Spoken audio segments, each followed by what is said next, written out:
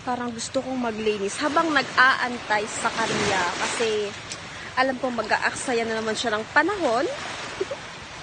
Wala naman siyang huhuli.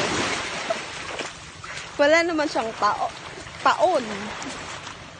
Tabi-tabi po. Tabi-tabi po.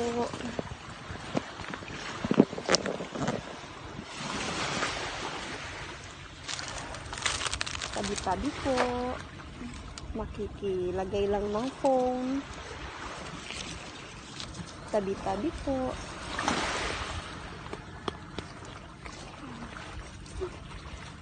Ang daming ano.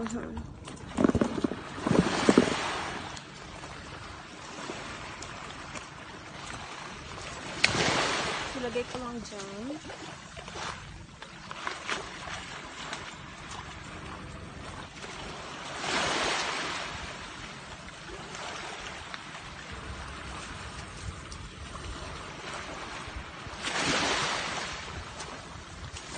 So, maraming mga damit dito.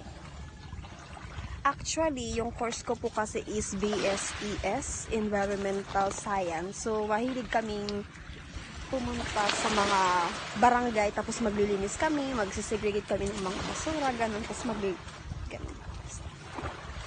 So, ayan, iipunin natin.